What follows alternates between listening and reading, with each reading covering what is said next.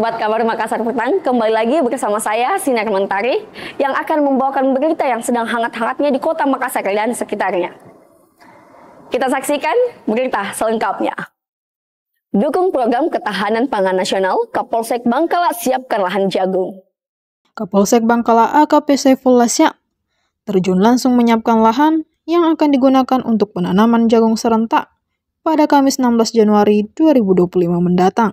Langkah ini dilakukan dalam upaya mendukung dan mensukseskan program ketahanan pangan nasional berdasarkan instruksi Kapolda Sulsel, Irjen Pol Yudiawan melalui Kapolres Jeneponto, AKBP Widi Setiawan.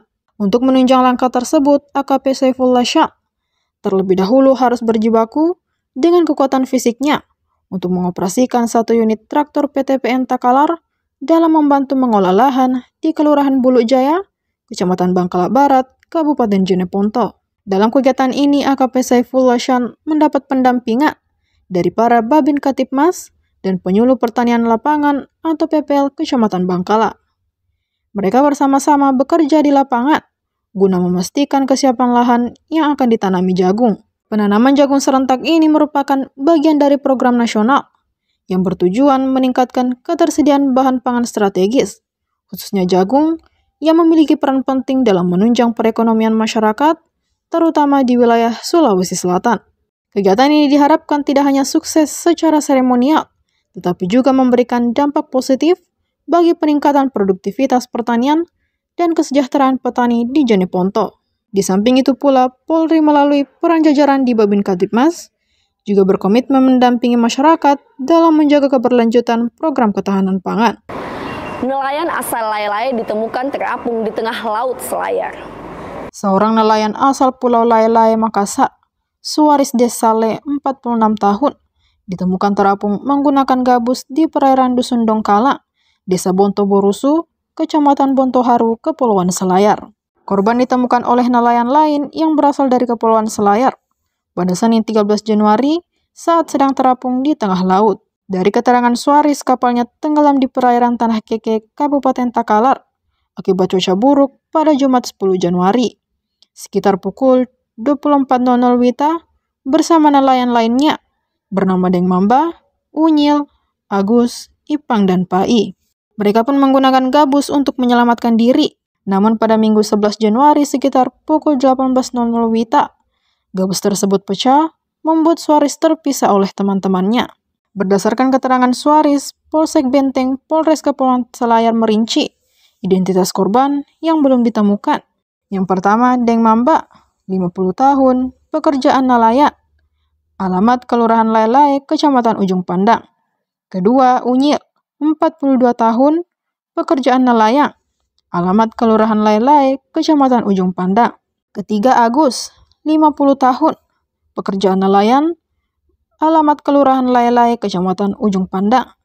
Yang keempat, Ipang, 27 tahun, pekerjaan nelayan, alamat Kelurahan Layai, Kecamatan Ujung Pandang. Yang kelima, Pai, 42 tahun, pekerjaan sebagai nelayan, beralamat di Talok, Makassar. Pencarian terhadap korban yang masih belum ditemukan masih berlangsung. Pihak Polsek mengaku telah berkoordinasi dengan Dinsos dan pihak Basarnas. Polisi sebut belum ada tersangka baru di kasus uang palsu UIN Makassar. Polisi mengaku belum bisa memastikan adanya tersangka baru dalam sindikat kasus produksi dan peredaran uang palsu di kampus Universitas Islam Negeri atau UIN Alauddin Makassar. Pasalnya 2 tersangka yang masuk dalam daftar pencarian orang atau DPO masih dalam pengejaran. Reonal menerangkan 2 DPO hingga saat ini masih dalam pengejaran pihak kepolisian. Selain itu, kata dia, pihaknya belum bisa memastikan peran dari kedua DPO tersebut. Sebelumnya diberitakan, Kapolres Goa, AKBP Reonal Simajuntak mengatakan, berkas penyidikan 17 tersangka dalam kasus produksi dan peredaran uang palsu di kampus Universitas Islam Negeri atau UIN Alauddin Makassar sudah dilimpahkan ke Kejaksaan untuk tahap 1. Setelah berkas penyidik dilimpahkan, kata Reonal, pihak kepolisian tetap menunggu pihak Kejaksaan untuk melakukan pemeriksaan hingga dinyatakan P21.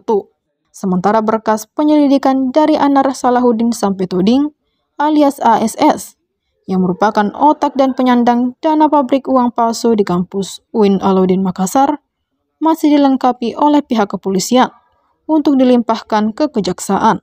Setelah berkas penyidik untuk tersangka ASS dilengkapi dan dinyatakan P21, maka pihak kepolisian akan menyerahkan ASS ke Jaksa Penuntut Umum atau JPU beserta barang bukti.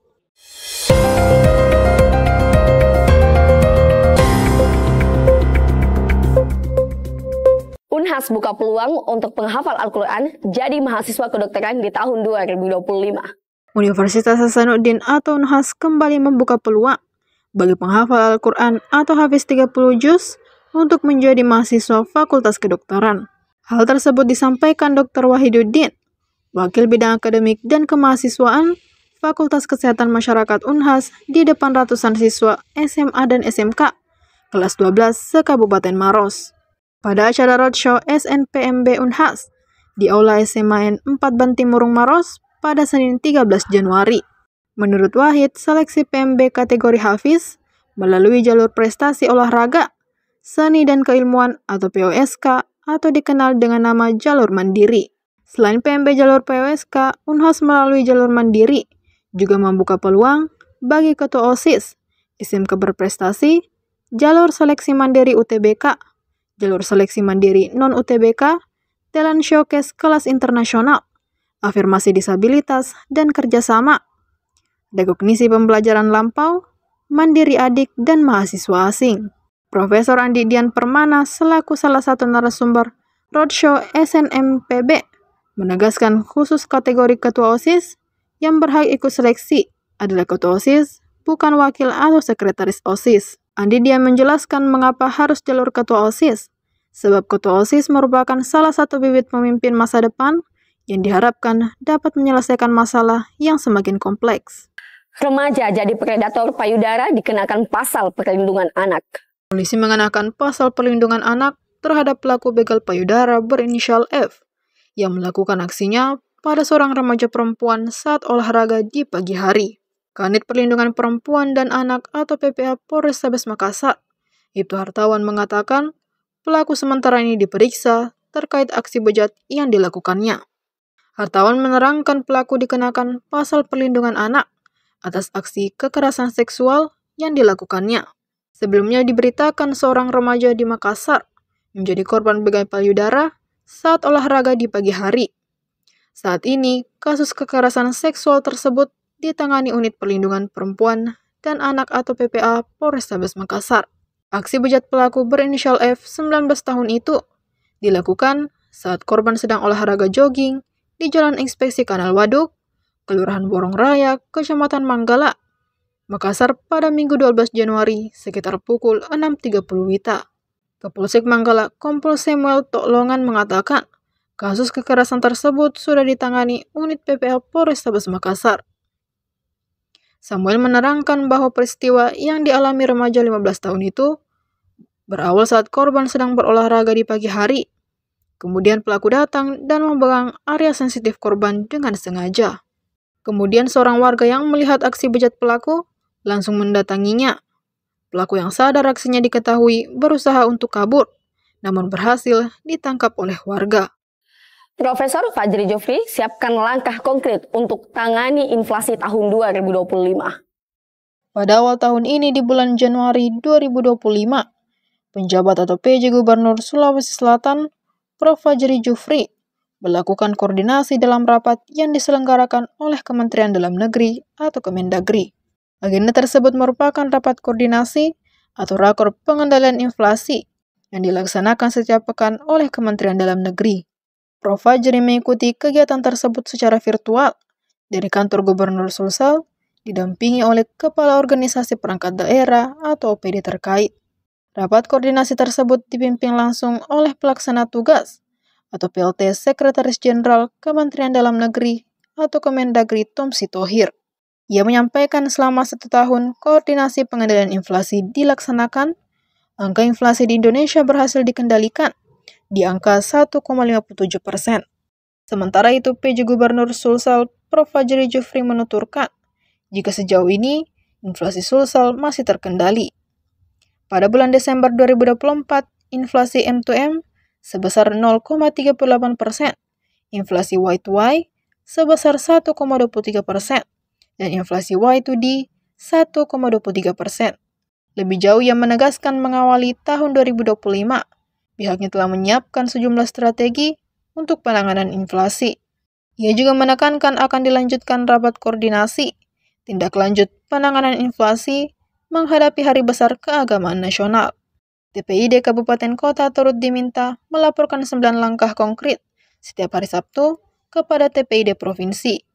Turut hadir secara virtual Deputi 2 Bidang Pertanian dan Pangan, diwakili KSP Edi Puryono, Deputi Bidang Statistik Distribusi dan Jasa BPS Puji Ismartini, Direktur Stabilisasi Pasokan dan Harga Pangan Bapanas Maino Dwi Hartono. Selanjutnya ada staf ahli bidang manajemen dan tata kelola Kementerian Perdagangan, Iqbal Sofwan, perwira tinggi staf ahli tingkat 2 ekonomi dan keuangan, Panglima TNI Ito Hediarto, Direktur Sayuran dan Tanaman Obat Pertanian, Andi Muhammad Aidil Fitri, dan juga Direktur Tindak Pidana Ekonomi dan Khusus, Bareskrim Helbi Assegaf.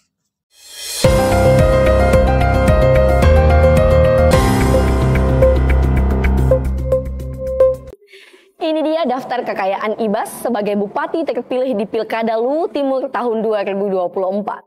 Ibas, Sapan akrab Irwan Bahri Syam, menjadi pemenang sekaligus bupati terpilih di pemilihan kepala daerah atau Pilkada 2024 Kabupaten Luwu pada 27 November lalu. Ibas yang berpasangan dengan Puswawati resmi ditetapkan menjadi bupati dan wakil bupati Luwu Timur terpilih oleh Komisi Pemilihan Umum atau KPU pada Kamis 9 Januari kemarin. Pasangan dengan tagline romantis ini berhasil memperoleh 88.874 suara atau 51,74%, mengungguli pasangan pertahanan Budiman Akbar dan pasangan Isrullah Usman. Ibas yang merupakan putra daerah asli Luwu Timur, banyak dikenal sebagai sosok yang ramah dan dekat dengan masyarakat. Hal ini terbukti dengan hasil perolehan suara yang unggul di 11 kecamatan yang ada di Kabupaten Luwu Timur. Pada masa kampanye Pilkada 2024, pasangan Ibas Puspa menginisiasi tagline masyarakat biasa sebagai cerminan karakter keduanya yang dekat dengan masyarakat. Ibas pernah menjabat sebagai wakil bupati Luwu Timur pada 2016 hingga 2020, mendampingi Bupati almarhum Thorik Husler. Almarhum Thorik Husler merupakan suami dari Puswawati, perempuan yang maju berpasangan bersama Ibas di Pilkada Lutim 2024. Ibas merupakan Ketua Asosiasi Tambang Rakyat Indonesia sejak 2016 hingga saat ini. Ibas pun digadang-gadang memiliki harta kekayaan yang lebih dari 27 miliar. Berdasarkan laporan LHKPN per tanggal 8 Agustus 2024 yang diakses pada Selasa 14 Januari, Ibas memiliki harta kekayaan yang tercatat lebih dari 27 miliar. Gerakan Pangan Murah Sulawesi Selatan menawarkan harga murah untuk beras dan minyak. Ini dia lokasinya. Gerakan Pangan Murah atau yang dikenal dengan GPM merupakan program pemerintah provinsi atau Pemprov Sulawesi Selatan untuk menjaga stabilitas pasokan dan harga pangan pokok di tingkat produsen dan konsumen. Program ini menjadi salah satu primadona bagi masyarakat Sulsel. Diketahui harga yang ditawarkan di GPM tersebut jauh lebih murah dibandingkan biasanya. GPM tidak hanya menjamin ketersediaan, tetapi juga memberikan keterjangkauan harga di pasaran. Melalui kegiatan ini, masyarakat bisa membeli bahan pangan di bawah harga pasar, sekaligus menjadi bagian dari pengendalian inflasi. Kepala Dinas Ketahanan Pangan atau Katapang Sulsel, Andi Muhammad Arsyad mengungkapkan, dalam rangka stabilisasi pasokan pangan dan harga pangan, sebagai upaya pengendalian inflasi Provinsi Sulsel, juga rangkaian program 60 hari PJ Gubernur Sulsel akan dilaksanakan kegiatan GPM pada hari Selasa 14 Januari. Berlokasi di halaman Kantor Dinas Ketahanan Pangan Sulsel, Jalan Dr. Ratulangi nomor 47, Kota Makassar. Acara tersebut akan dimulai pada pukul 9.00 WITA hingga selesai. Berikut disertakan sejumlah komoditas dan harga yang ditawarkan di Gerakan Pangan Murah yang digelar oleh Pemprov Sulsel. 1. Beras SPHP 58.000 per 5 kg. Kedua, beras Malopi 70.000 per 5 kg. Ketiga, minyak kita 15.000 per liter. 4. Gula manis kita 17.500 per kilogram. 5. Minyak goreng kita, pouch 18.000 per liter. Terigu Gatot Kaca 9.000 per kilogram. Telur ayam 48.000 per rak. Otak-otak bakar 25.000 per bungkus. Bawang merah 25.000 per kilogram.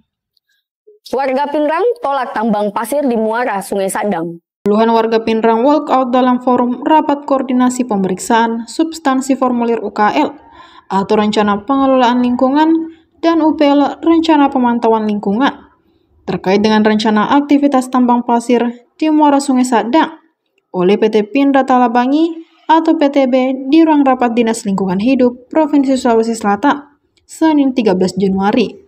Salah satu warga Ibu Rauda mengaku, puluhan warga Pinrang memilih keluar dari forum lantaran diduga tidak diberikan hak berbicara. Koordinator Bidang Ekonomi, Sosial, dan Budaya LBH Makassar, Hasbiah Sidik selaku pendamping warga, menjelaskan bahwa proses yang diawali dengan presentasi oleh pihak perusahaan ini yang kemudian dilanjutkan dengan tanggapan dan perbaikan dari berbagai dinas terkait ada beberapa hal yang dipertanyakan. Misalnya terkait mekanisme operasional pertambangan khususnya jeti atau pelabuhan tambang atau stokpil atau tempat penyimpanan sementara dari pasir yang telah dikeruk yang tidak dijelaskan secara detail dalam formulir UKL UPL perusahaan. Selain itu dalam presentasi Pemrakarsa Sambung Hasbi, perusahaan hanya memasukkan 60 tanda tangan warga yang menyetujui hadirnya PT PTB ini. Padahal kata Hasbi, berdasarkan dokumen dari Sekretaris Desa, ada sekitar 527 warga Bababinaga yang menolak adanya aktivitas pertambangan di desa mereka. Sementara itu, Sekretaris Camat Duam Panua Pinrang yang disebut hadir dalam forum tersebut menegaskan kalau lokasi konsensi pertambangan PT PTB merupakan daerah rawan bencana tingkat tinggi untuk banjir dan erosi yang masih dipertimbangkan untuk diberikan persetujuan lingkungan oleh DLH Provinsi Sulsel. Pasar Setan Jalan Sam Ratulangi di Bulukumba ramai dikunjungi warga pada sore hari ini. Berita ini sekaligus menjadi penutup untuk perjumpaan kita di Kabar Makassar Petang hari ini. Jangan lupa saksikan Kabar Makassar Petang setiap hari Senin sampai dengan hari Jumat di pukul 17.30. Saya Sinar Mentari dan kru yang sedang bertugas, mohon pamit undur diri.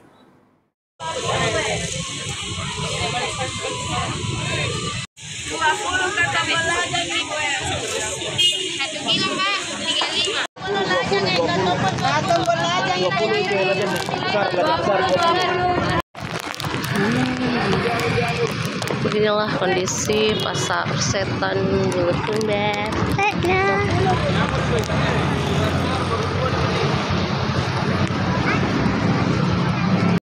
Kata belanja 20. Tempe 5.000-an. Mana